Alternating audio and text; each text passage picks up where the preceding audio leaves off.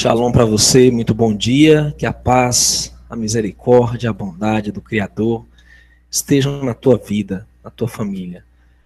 Vamos orar ao Criador nesse momento? Yahweh, eterno Criador dos céus, da terra, do mar.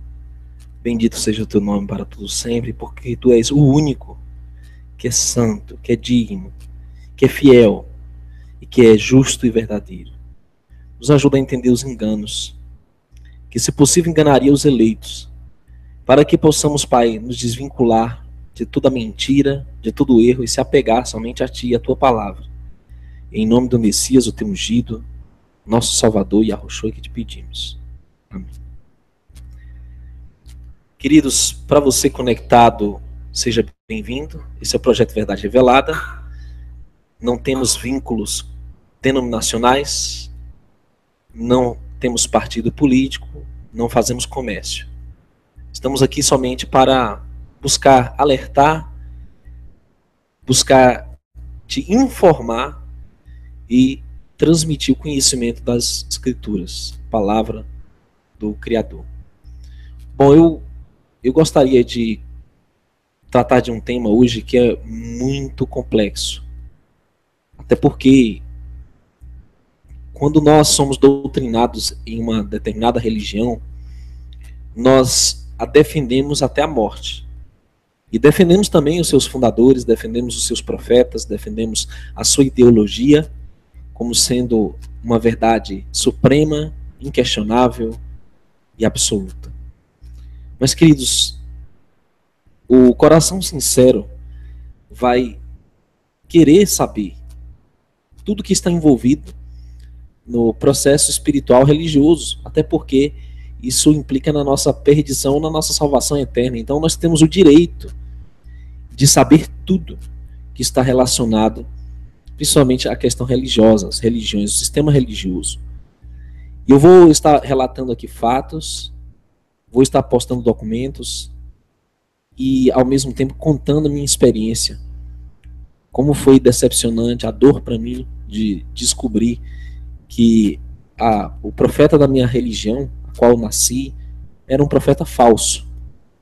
E o sofrimento que nós temos ao descobrir que nós fomos enganados e que muitas vezes nós defendíamos, nós brigávamos por uma ideologia, uma denominação, quando não merece, na verdade,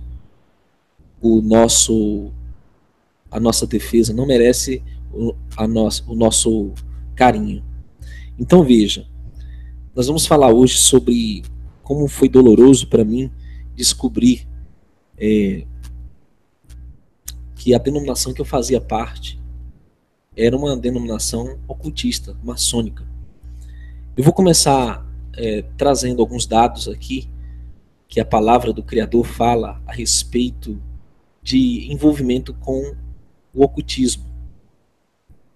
Em 1 João 1,5 diz: esta é a mensagem que dele ouvimos e vos anunciamos, que Deus é luz e não há nele trevas nenhumas. Ou seja, para um indivíduo ser de Deus, ser do Criador, para uma religião ser realmente legítima perante o Criador dos céus e da terra, não pode haver trevas, não pode haver oculto, não pode haver segredos, mistérios, simbolismos.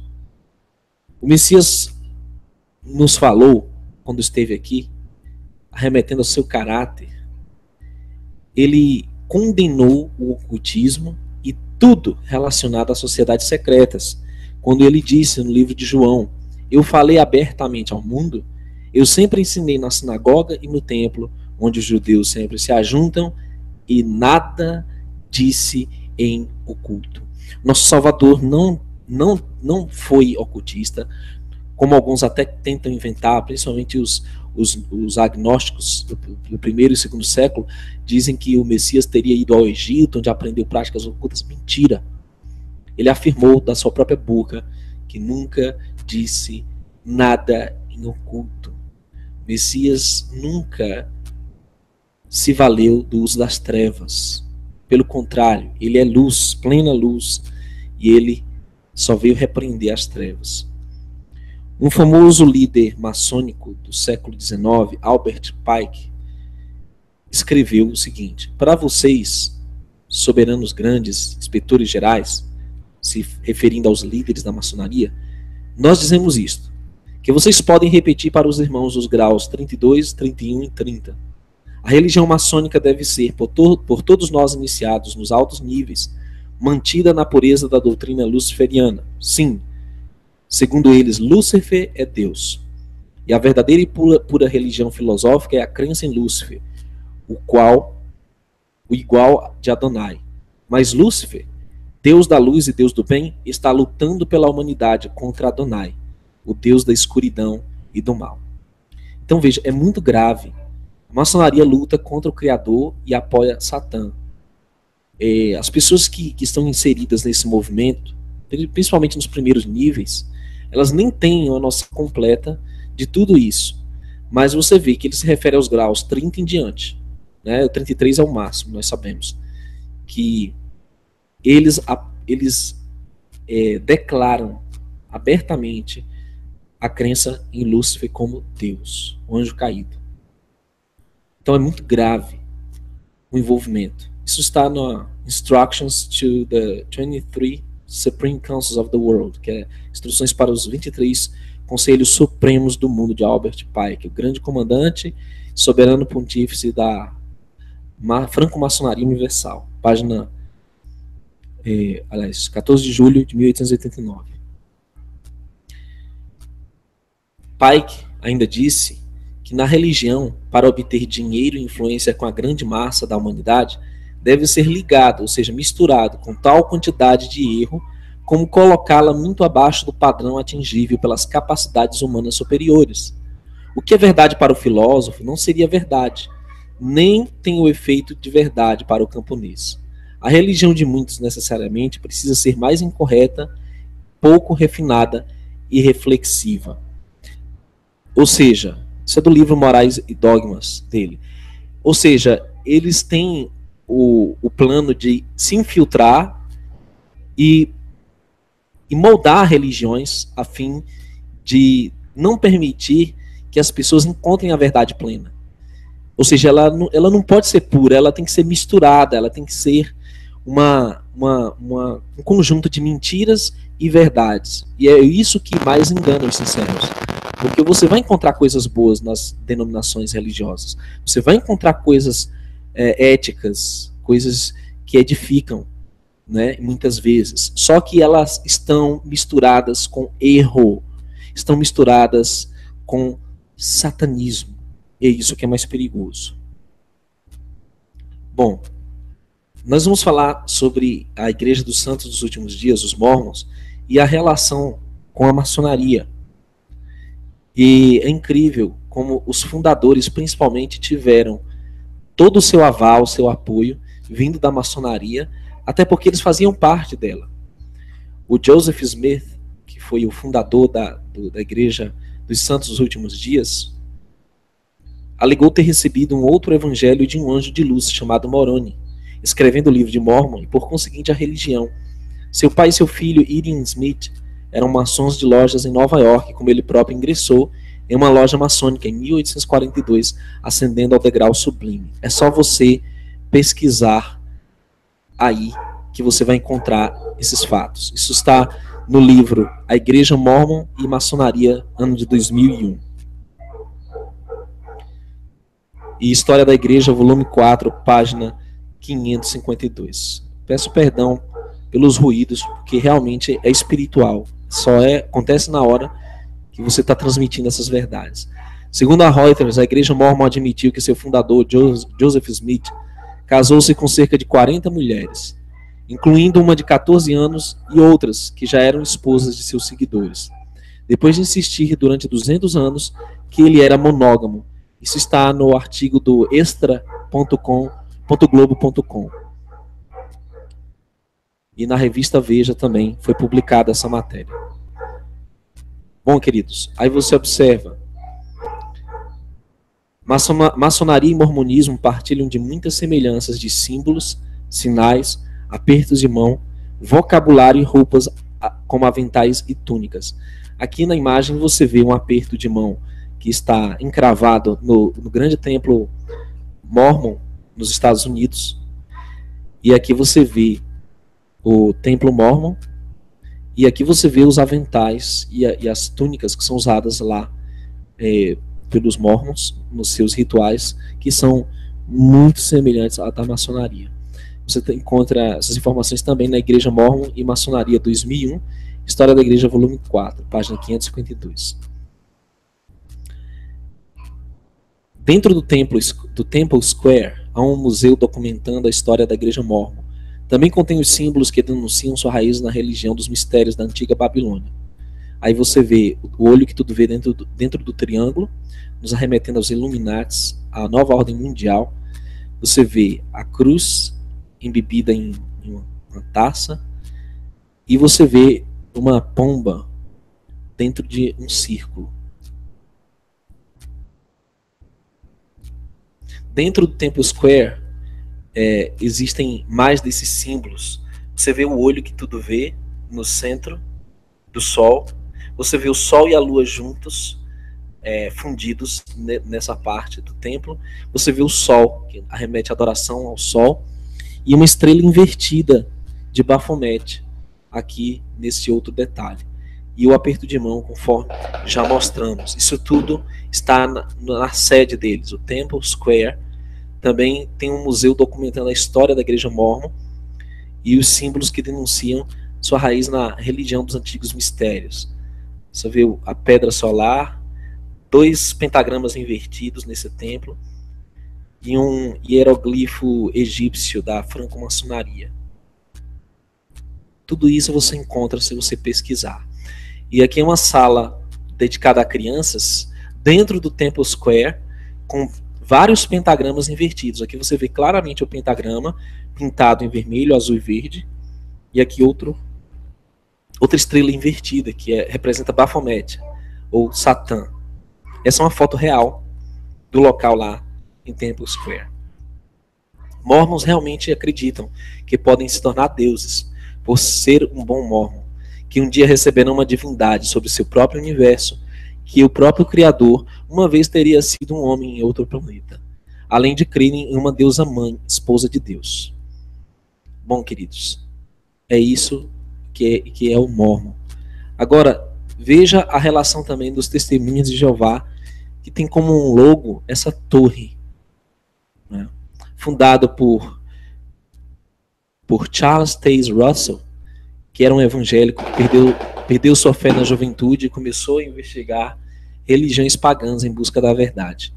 Ele tomou vários princípios ocultistas, fazendo vários amigos maçons e fundando a denominação Testemunhas de Jeová no fim do século XIX. Isso está na Watchtower, né, que é a torre de vigia, do dia 15/6/1960.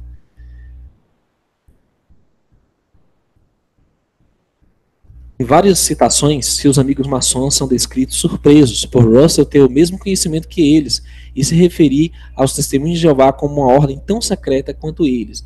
Isso está no relatório da Convenção de Estudantes da Bíblia deles, de 1913. Russell praticava um aperto de mão maçônico e estabeleceu um corpo dominante de 10 a 15 homens mais velhos, que seriam guiados por anjos invisíveis, que são superiores às escrituras. E é esse aqui é o perigo, queridos. Você usar qualquer fonte literária que não é a Bíblia como algo tão importante ou tão válido quanto a Bíblia. É muito sério isso, muito sério mesmo. Isso está no livro Crise de Consciência.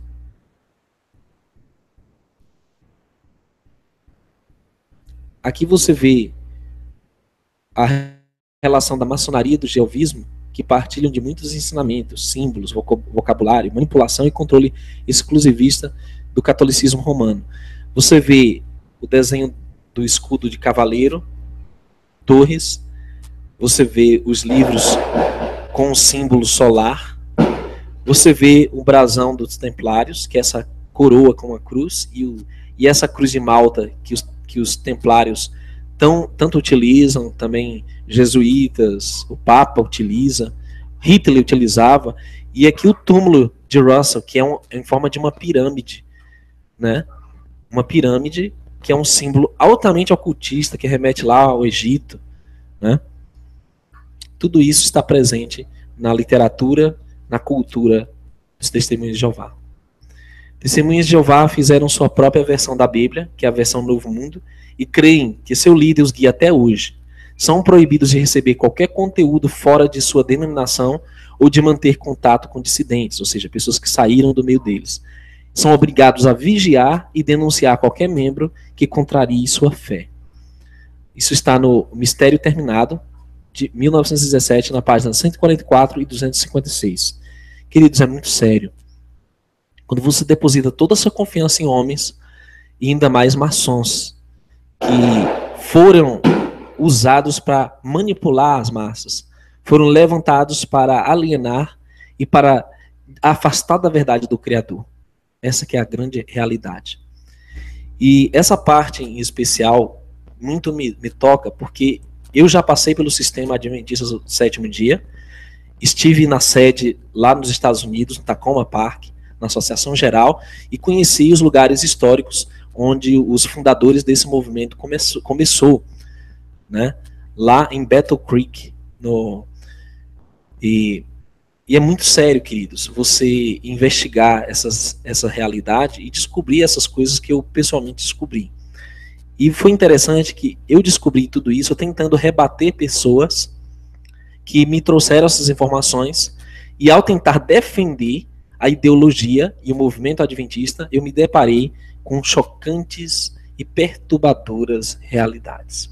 Primeira de todos, que ninguém fala lá dentro, é que o pioneiro mesmo, que iniciou o movimento adventista, né, o movimento millerita, William Miller, que eles chamam de Guilherme Miller aqui no Brasil, ele era profundamente envolvido em sua comunidade local, tornou-se maçom, ocupando o cargo de grão-mestre na loja Morning Star, que é a estrela da manhã. Esse jargão, estrela da manhã, é muito utilizado dentro do adventismo. Foi utilizado pelo filho de Ellen White,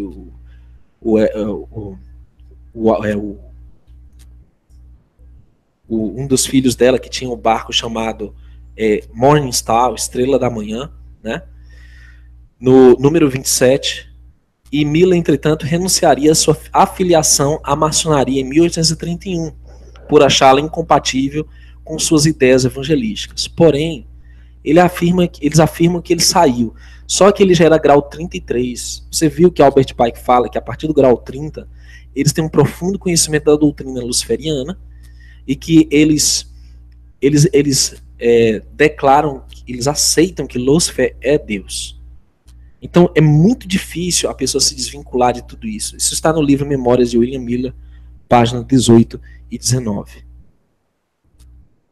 Bom, algo mais sério ainda é que William Miller marcou sucessivas datas para a vinda de Cristo dentre 1840 e 1844, no que ficou conhecido como Grande Desapontamento, aceitando seu fracasso como profeta.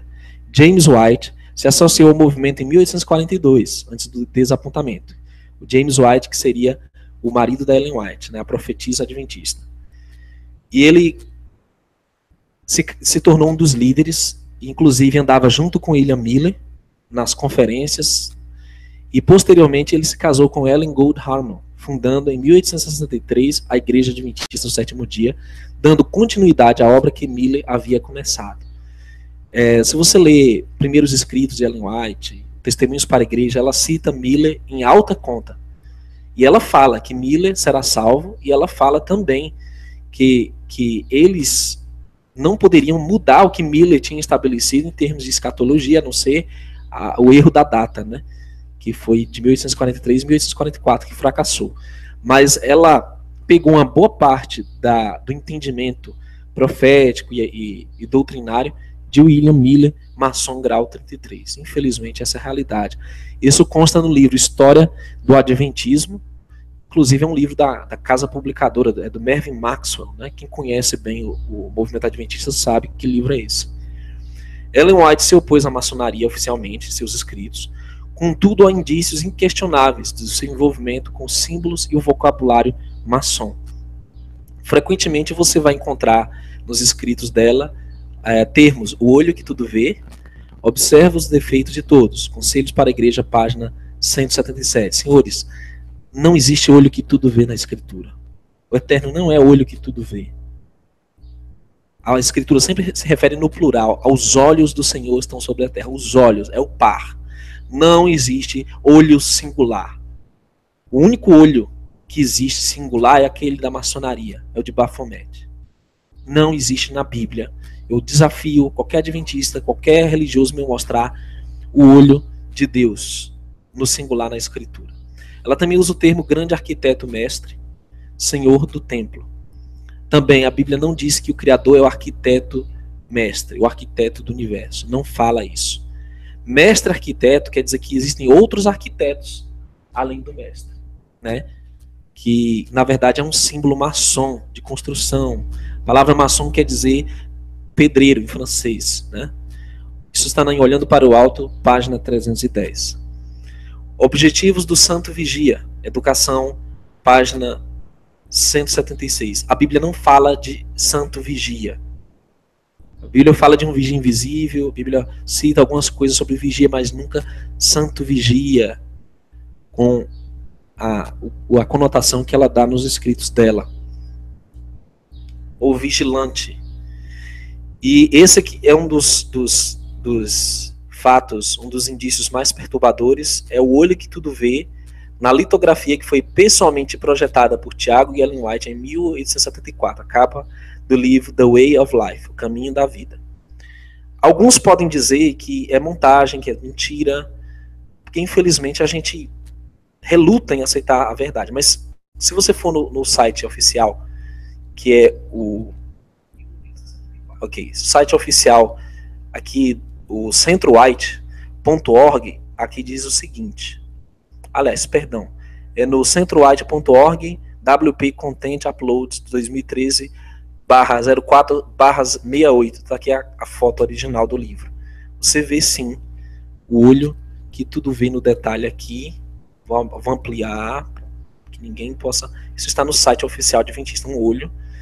E é o mesmo olho que aparece na ilustração maçônica.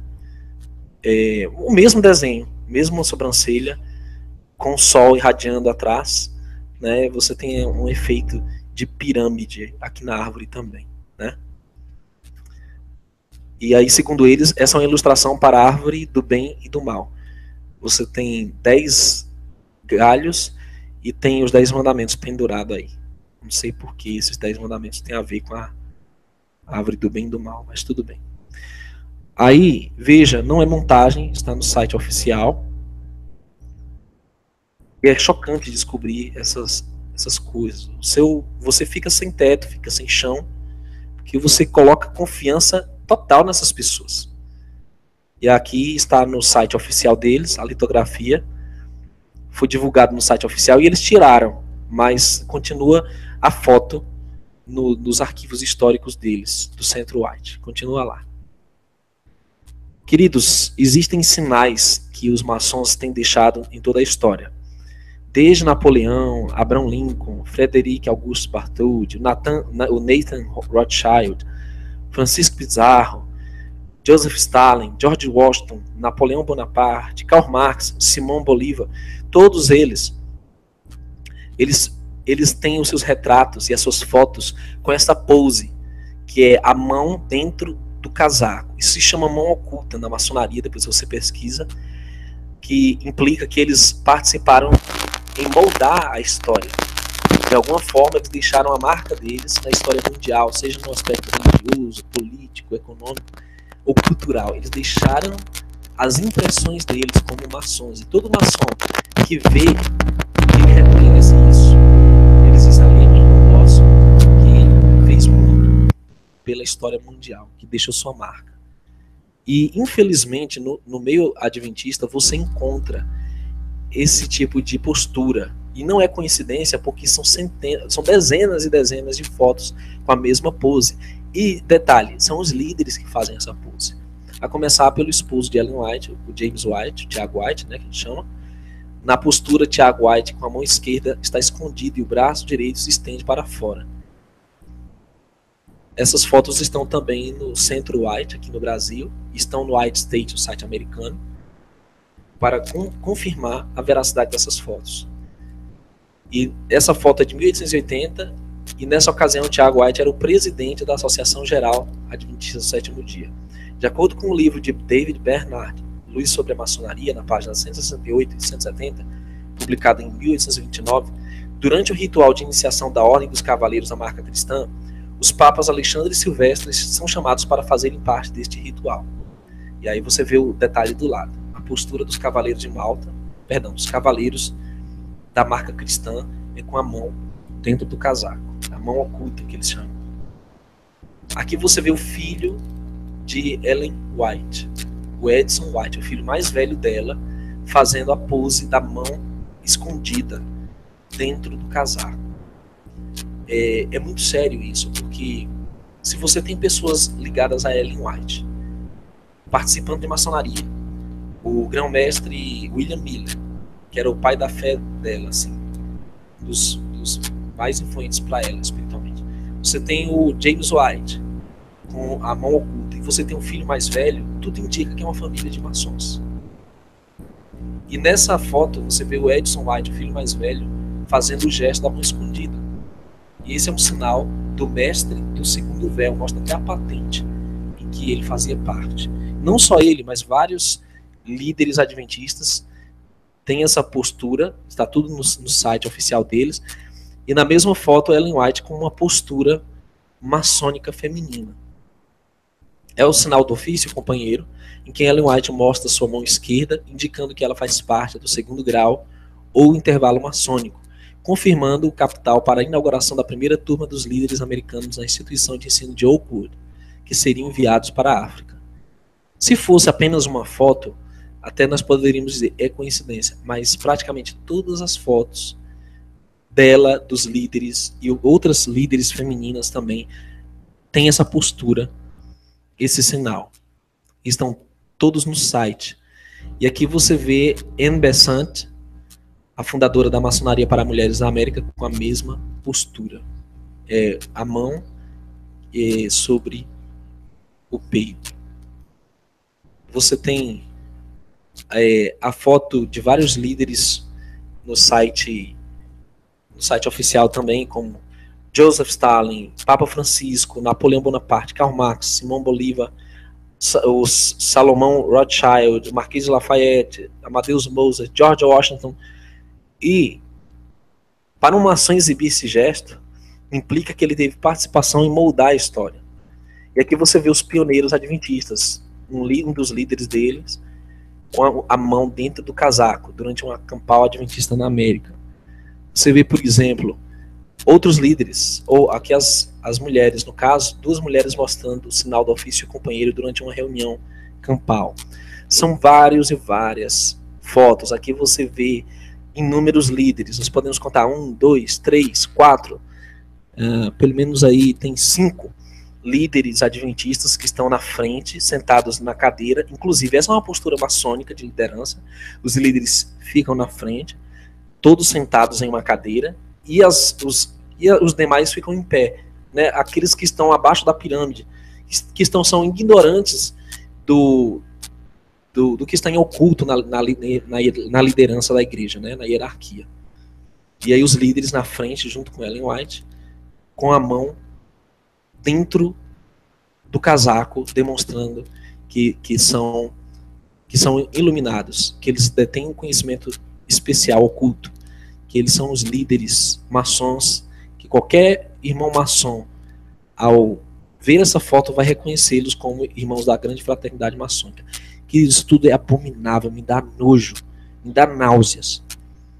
Porque você coloca a confiança implícita em um sistema religioso que se aparenta puro e santo e totalmente dentro da escritura e verdadeiro e legítimo, levantado pelo Criador para ser um movimento, um grande movimento de restauração nos últimos tempos, e não é.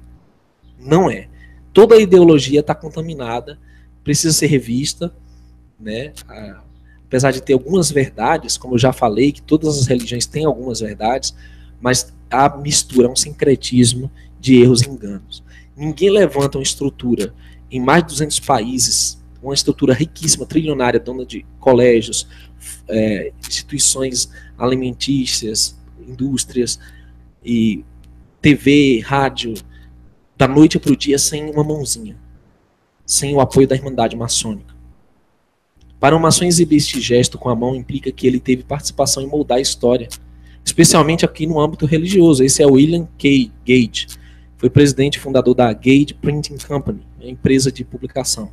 Gage também foi prefeito da cidade de Battle Creek, que é a cidade dos Adventistas, em Michigan.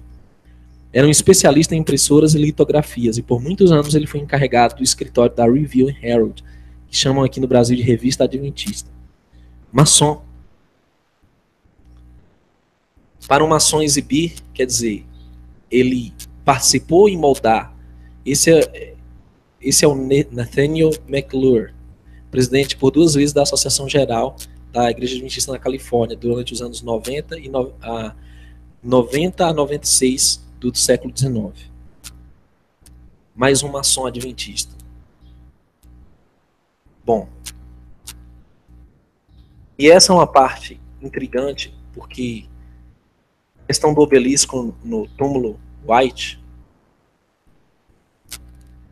é que, se você for fazer uma pesquisa para saber quem pôs esse obelisco lá, você vai se surpreender.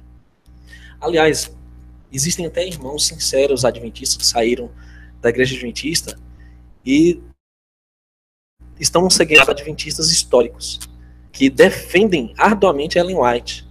E até um deles fez um PowerPoint falando que o pessoal lá, algum maçom, colocou esse obelisco lá no túmulo dela. Mas, infelizmente, a realidade é outra. Segundo o livro Mensagens Escolhidas, volume 1, página 2, Ellen White escolheu pessoalmente o obelisco, poste ídolo a Baal, para o túmulo de seu marido. E mesmo 20 anos depois, ela se recusou a tirá-lo, alegando que nunca seria colocado um monumento partido no túmulo do seu esposo, porque ele teria trabalhado por 2 homens. E isso está no site oficial adventista. Veja, aqui nós não estamos com leviandade. Aqui está Centro White, pesquisa White. E aqui está o obelisco, sobre o obelisco no jazigo White. Eles afirmam oficialmente. Está aqui. Eles dizem, no artigo que ela escreveu, semana passada, a convite de seu filho White, encomendei para o túmulo de seu marido aquele monumento de granito escuro de Battle Creek que você examinou. Ellen White examinou, escolheu pessoalmente. Willie me instruiu a repassar o débito a você. Lamento fazer isto enquanto o dinheiro que os amigos dele contribuíram para mostrar-lhe respeito em sua memória encontra-se no escritório. Willie queria que eu entregasse esse dinheiro à comissão diretiva da missão europeia, mas não me sinto autorizado a fazê-lo sem consentimento deles.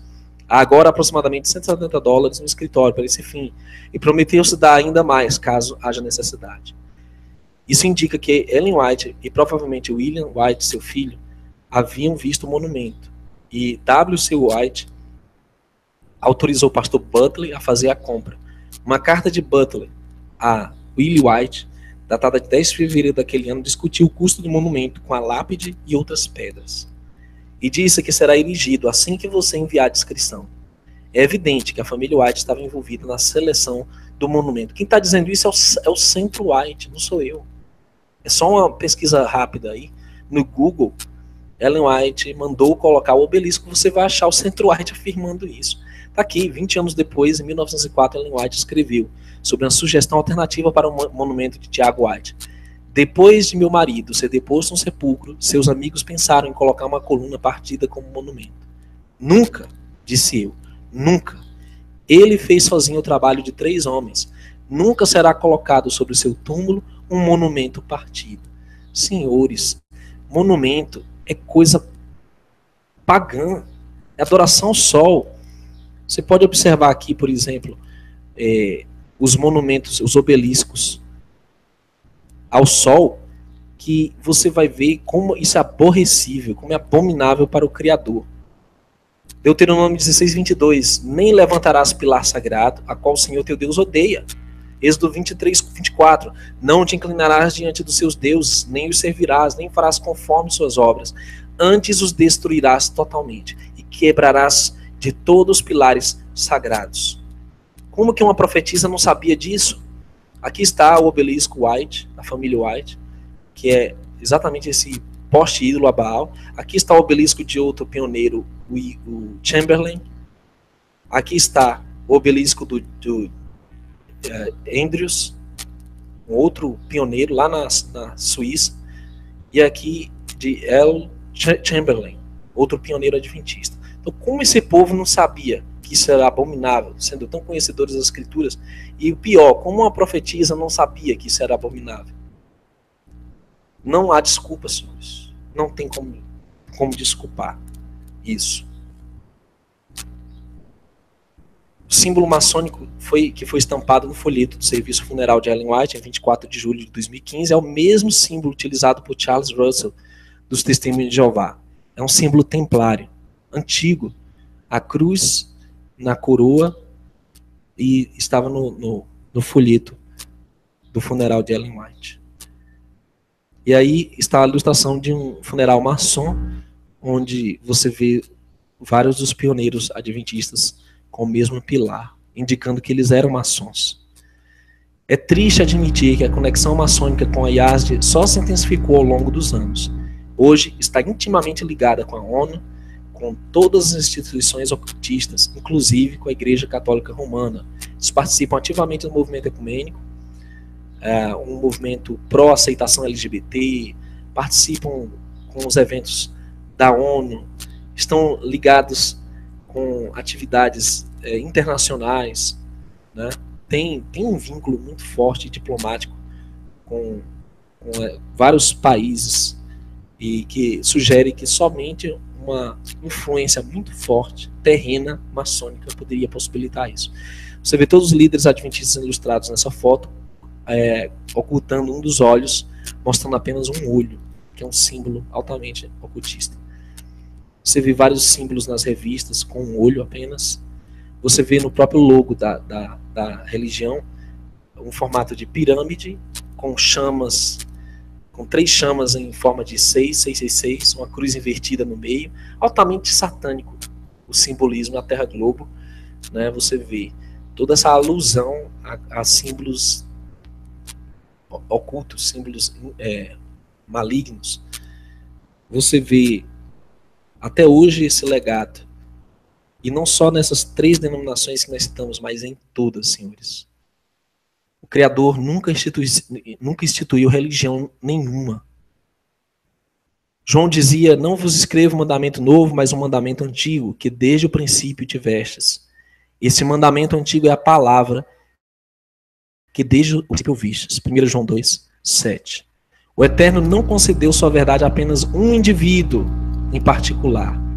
Pedro diz que, sabendo primeiramente isto, que nenhuma profecia da Escritura é de particular interpretação. Então, como pode o Eterno ter concedido toda a revelação a uma mulher? Ou a um homem? Não pode, senhores. É impossível. Ele concede sua revelação a todos. E ele utiliza seus servos, os profetas de Israel, não de religiões que foram fundadas por aventureiros há alguns séculos atrás, ou que continuam sendo fundadas ainda hoje. Se o Criador não instituiu denominação alguma, quem as criou? Testemunho de Jeová foi criado por Charles Russell, último grau da maçonaria. Mormonismo foi religião criada por Joseph Smith, também último grau da maçonaria. Nova Era e Teosofia, a grande contribuinte para a maçonaria, professora de Hitler, Helena Blavatsky, do livro Isis Sem Véu. Batistas no Brasil foram fundados pelo maçom William Buck Bagby, pode pesquisar. Na atualidade, o maçom Bispo Macedo, fundador da Igreja Universal Maçônica. O maçom Valdomiro Santiago fundou a Igreja Mundial. Silas Malafaia, um influente maçom pentecostal das Assembleias de Deus. E todos os líderes da Assembleia de Deus, seja Ministério X e Z, Norte e Sul do Brasil, são maçons. Pode pesquisar depois. E essa conexão terrível da Igreja Adventista com a maçonaria, né? É triste, querido, saber que todas essas denominações do Ocidente, elas foram fundadas por maçons, elas têm um viés ocultista. Mas por que o Criador permitiu isso? Porque ainda não era o tempo dele restaurar todas as coisas como foi predito. Mas está chegando a hora em que todas essas abominações vão cair por terra e a verdade será revelada. Criador dos céus e da terra, será soberano. Não repartirá sua glória com esses líderes, esses profetas de meia tigela. Ele será soberano. Ele vai confirmar o que a Torá e o que foi confirmado pelo Mashiach, o Messias de Israel e os seus discípulos. E isso você pode encontrar no livro Scarlet and the Beast, Escarlata e a Besta, de John Daniel, que confirma esse controle das religiões pelas sociedades secretas. Que vai um conselho. Primeiro de tudo, saia dessas religiões maçônicas. É o primeiro passo. Para você começar a abrir seus olhos fora da matriz, fora da visão deles, do sistema deles. E aí, meu irmão, você vai ter que fazer uma reciclagem. Vai ter que reaprender tudo de novo, vai ter que reestudar. Aqui eu não estou te empurrando nenhuma ideologia nova, nenhuma filosofia. Eu já tenho a minha referência agora, que é a fé hebraica. A fé dos profetas, a fé dos apóstolos, a fé do Messias hebreu. Agora você vai pesquisar, você vai buscar saber a verdade por você mesmo quando você sair desse sistema maçônico. O catolicismo nem se fala, porque é totalmente pagão e cheio de ordens secretas, que atuam secretamente ou abertamente. Então ali já está fora de discussão. Falando dessas igrejas que se dizem representantes legítimos do Evangelho de Cristo, que falam que são a igreja remanescente, o movimento verdadeiro, e falam que tem um profeta verdadeiro, que obra milagres, que tem ideologias, e que cobra dízimo, e que fundou denominações com CNPJ, o que é abominável ao Criador. Você nunca viu profeta fundando denominações e pedindo dinheiro, não. Para denominações, não. Você nunca viu isso. Isso não existe na Bíblia. Lógico, existe tzedakah. Você faz uma caridade, ajuda alguma pessoa, a pessoa pede, está precisando, daí você ajuda dentro das necessidades das pessoas. Mas não um sistema que é mais um comércio, é uma corporação empresarial que enriquece, acumula bens e propriedades e mantém as pessoas na alienação, afastando cada vez mais do Criador e da restauração. Bom, queridos, é muito forte, eu sei, mas talvez algumas pessoas vão ver pela primeira vez essa realidade tremenda, né? E vão se chocar, né? Puxa vida, mas eu estava lá, eu pensei que era de Deus, eu estava seguindo com o coração puro, sincero aquele lugar, e agora eu descubro uma coisa dessa. Meu irmão, é muito simples. A pessoa que está lá talvez também seja outro induzido por um outro alguém. Ele nem sabe desse envolvimento, dessa relação ocultista com a religião, a denominação dele. Só que quando você encontra a verdade, você tem que tomar uma postura. No mínimo, você não vai mais participar disso. No mínimo. Segundo, você vai ter que buscar, então, descobrir o que é a verdade do Criador. Já que não é dízimo obrigatório, sistemático, já que não é denominações, já que religiões não salvam, já que esses líderes são falsos, aí você vai ter que se virar e sair em busca da verdade. E também falar para as pessoas, né, e alertar sobre o perigo que elas estão envolvidas. Não tenha medo. Não tenha medo de pressão familiar, não tenha medo de oposição de amigos, não tenha medo que se as pessoas vão te odiar, não. Eles odiaram o Messias também. Nós estamos aqui sofrendo perseguição de todo lado, mas você não tenha medo, não. Você tem que ser forte, tem que ser corajoso, o Eterno é contigo. E Ele vai te guiar. Mas a gente já vai ficar feliz se você se desvencilhar da manipulação e do controle dessas falsas religiões. Já vamos ficar contentes com isso. Agora, o que você vai fazer da tua vida é contigo. Esse canal tá cheio de vídeos aqui mostrando qual é a fé verdadeira. Apesar de que a gente até mudou muitos conceitos que nós tínhamos no passado, né? Por causa dessas descobertas que nós fizemos, né, de influência maçônica. Mas bem, querido, você que é mormon, Testemunho de Jeová, adventista, evangélico, ou qualquer outra religião, não deixe de crer nas escrituras sagradas em função desses enganos humanos. Continue crendo nos mandamentos do Criador, na Bíblia, os mandamentos que concernem o sábado, por exemplo, né? Quem é adventista, está certo, é um ponto correto, né? O sábado. No estado inconsciente após a morte, que os testemunhos de Jeová ensinam, está correto, só que há mais a ser estudado, a ser descoberto, né? Do que esses pontos que eles têm. E na vinda do nosso Salvador, o Altíssimo terá um remanescente sobre a terra, que sairá de toda essa confusão religiosa para compor um único povo. Ali haverá um só rebanho e um só pastor, Messias. Se você for sincero, sua jornada em busca da verdade estará apenas começando. Querido, que o Criador te abençoe e te guarde, a sua família. Eu estou há mais ou menos 7 anos sem ir aos templos de pedra, sem ter líder religioso. Estou se reunindo em casa, mais ou menos 7 anos. E acredite, é uma experiência libertadora. Não é fácil porque você vai se ver sozinho por muitas vezes, mas o Eterno está contigo.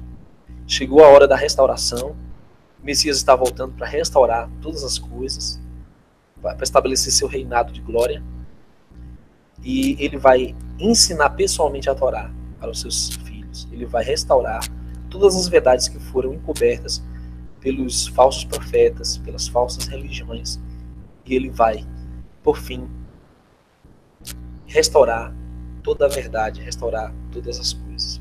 Que o Criador te abençoe, te guarde. Um forte abraço do seu irmão. Não me tenha por inimigo, você que se ofendeu. Eu estou apenas repassando o que eu descobri, também na sinceridade de defender a minha denominação, mas quando eu me deparei com essas verdades, eu não pude resistir a essa realidade, tá? Não se chateie comigo. Eu peço, eu também me aproveito do artigo 5º da Constituição, em que eu tenho liberdade de expressão para expor esses fatos, né? E esse projeto foi levantado com esse intuito. Falar a verdade, não importa qual seja essa verdade, ok? Shalom, a paz do Criador contigo, em nome do Messias. Até o próximo Hangout.